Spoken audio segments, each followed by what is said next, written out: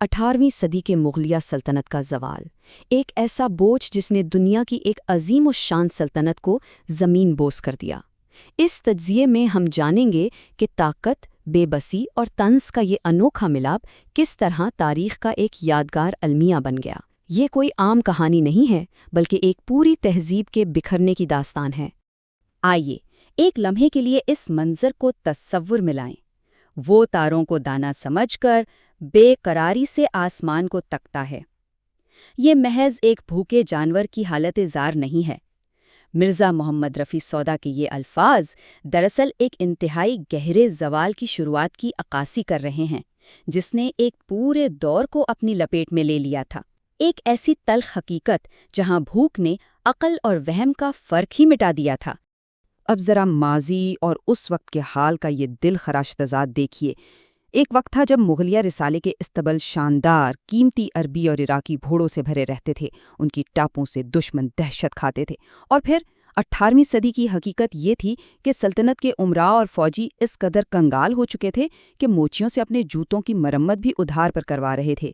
یعنی یہ تنزلی صرف معاشی نہیں تھی، بلکہ ایک نظام کے مکمل خاتمے کی شروعات تھی۔ ظاہر ہے یہ تباہی کوئی راتوں رات تو نہیں آئی تھی۔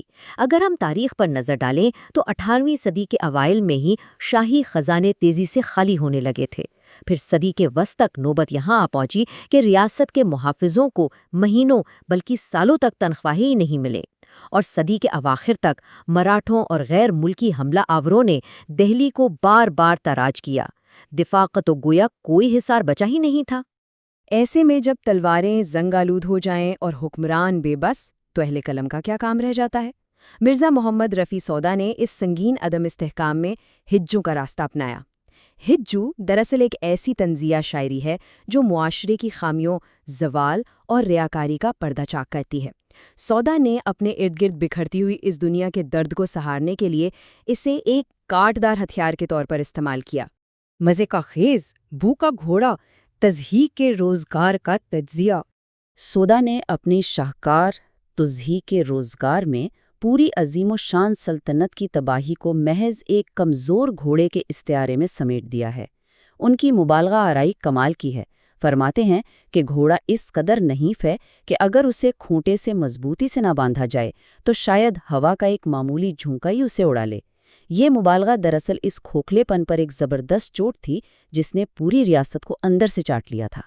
فاقوں کی شدت کا اندازہ اس بات سے لگایا جا سکتا ہے کہ جانور روشنی کی شعاؤں کو گھاس سمجھ کر ان پر جھپٹتا ہے اور بار بار زمین پر منہ مارتا ہے۔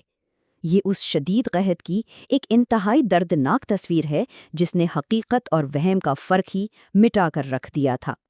اس سے پتہ چلتا ہے کہ بھوک اس قدر تھی کہ حواس بالکل جواب دے چکے تھے، اور حالت اس قدر خراب کہ اس کے ہر زخم پر بے شمار مکھیاں بھنک رہی ہیں، یہاں تک کہ لوگوں نے اس کا نام ہی مگسی یعنی مکھیوں والا رنگ رکھ دیا۔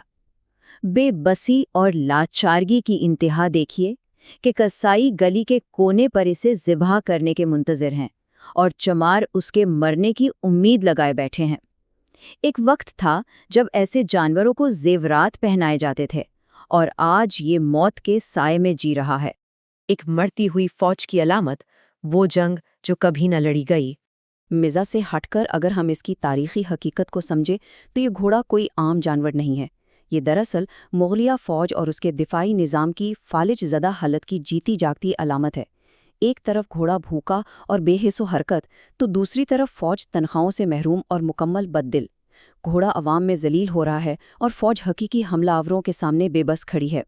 یہ سب بالکل مغلیہ سلطنت کی طرح ایک دکھاوا تھا جو اندر سے کھوکھلی ہو کر صرف اپنے ماضی کی شان و شوکت سے چمٹی ہوئی تھی۔ کہانی کا اصل اور سنسنی خیز موڑ تب آتا ہے جب خبر آتی ہے کہ مراٹھے دہلی کے دروازوں تک آ پہنچے ہیں، شہر محاصرے میں ہے۔ ایسے میں ایک نقیب دوڑتا ہوا آتا ہے اور اس ناکارہ گھوڑے کے مالک کو پکارتا ہے کہ اب گھر بیٹھنے کا وقت ختم ہوا، شہر کے دفاع کے لیے فوراً میدان جنگ کی طرف نکلو۔ یعنی اب حقیقت کا سامنا کرنے کا وقت آ گیا تھا۔ اور پھر میدان جنگ میں جانے کی تیاری کا جو منظر بنتا ہے وہ انتہائی مضحکہ خیز اور افراتفری کا ایک شاہکار ہے۔ سوار کوڑے مار رہا ہے، سیس آگے سے رسیاں کھینچ رہا ہے اور نقیب پیچھے سے لاٹھیوں سے ہانک رہا ہے، لیکن گھوڑا وہ اپنی جگہ سے 1 انچ ہلنے کو تیار نہیں۔ یہ دراصل اس مفلوج ریاستی مشینری کی عکاسی ہے جو زور، زبردستی اور احکامات کے باوجود چلنے کے قابل نہیں رہی تھی۔ اس پورے تماشے پر عوام کا رد عمل بھی انتہائی کاٹدار تھا۔ مجمع، جو پہلے ہی مایوس تھا، طنز کرتا ہے کہ اس کے کھروں میں پہیے لگا دو یا اسے بادبان باندھ دو تاکہ ہوا کے زور سے ہی آگے کھسک سکے۔ یہ اس دور کی اشرافیہ کی عام لوگوں کی نظروں میں حتمی ذلت تھی۔ خیر، جب عوام کے دلوں سے حکمرانوں کا روب ہی اٹھ جائے تو سلطنتیں محض ایک مذاق بن کر رہ جاتی ہیں۔ اس تمام طنز اور ہنگامے کے پیچھے ایک تلخ حقیقت اس 100 کے ہندسے سے عیاں ہوتی ہے۔ تاریخ بتاتی ہے کہ یہ سوار دراصل 100 روپے ماہوار کا ایک معمولی ملازم ہے۔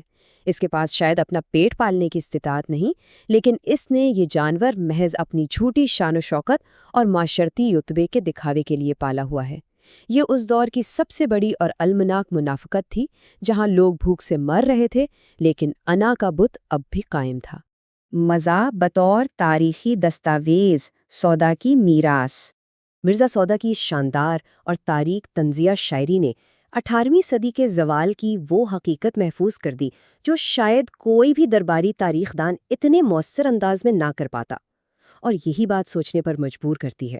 جب آج کی جدید سلطنتیں، طاقتور ادارے اور نظام زوال کی طرف بڑھتے ہیں تو آج کے طنز نگار اس تنزیلی کو آنے والی نسلوں کے لیے کس طرح محفوظ کریں گے؟ کیا ہم بھی کسی ایسے ہی زوال کے دور سے گزر رہے ہیں، اور کیا ہمارے پاس بھی آج کا کوئی تضحیق روزگار لکھا جا رہا ہے؟ اس گہرے اور فکر انگیز سوال کے ساتھ ہمارا آج کا یہ تجزیہ اپنے اختتام کو پہنچتا ہے۔